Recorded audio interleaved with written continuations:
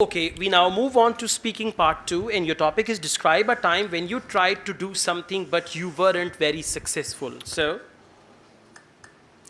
I will tell you the story of mine last year when I tried to attempt MCAT test, but it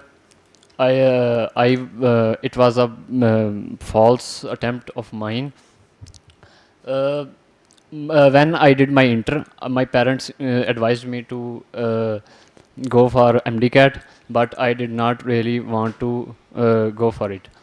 Then after my last paper, it was not very good there. But at the same time, I went to the academy. I booked my hostel and to start my preparation for the test.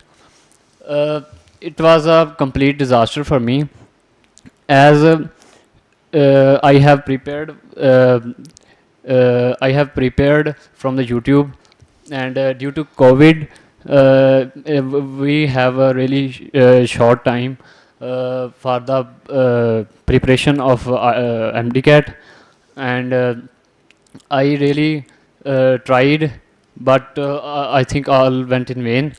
My parents and my friends now advise me to repeat the test, but I don't want it again. okay, thank you. 1 minute 23 seconds, which is fine. What actually your topic is all past tense. You tried, but you used present also.